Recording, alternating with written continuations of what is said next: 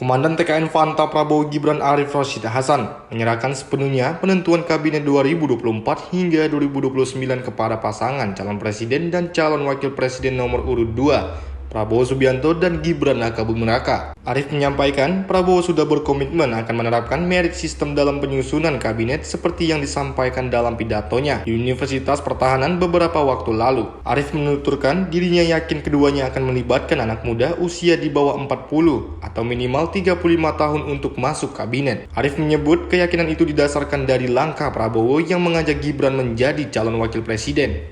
Kalau lihat keberpihakan Pak Prabowo terhadap anak muda sih, beliau menempatkan anak muda sebagai wakil presiden ya, Mas Gibran ya.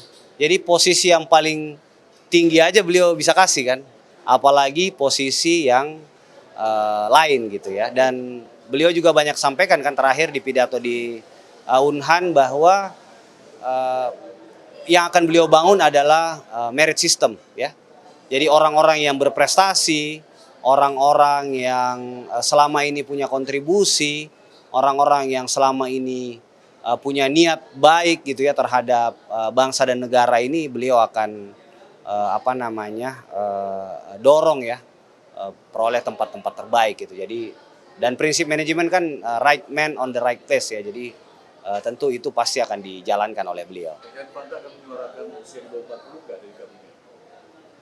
Ya iya dong, kan Mas Gibran ini usianya 36 tahun ya. Masa cuma harusnya di bawah juga kan beliau ada. Jadi pemimpin tertinggi aja di bawah 40 ya. Masa di bawah-bawahnya enggak kan. Dan saya kira ini bukan hal yang asing ya. Karena di era Pak Jokowi kita punya 2 menteri misalnya yang muda, Mas Nadiem dan Mas Dito.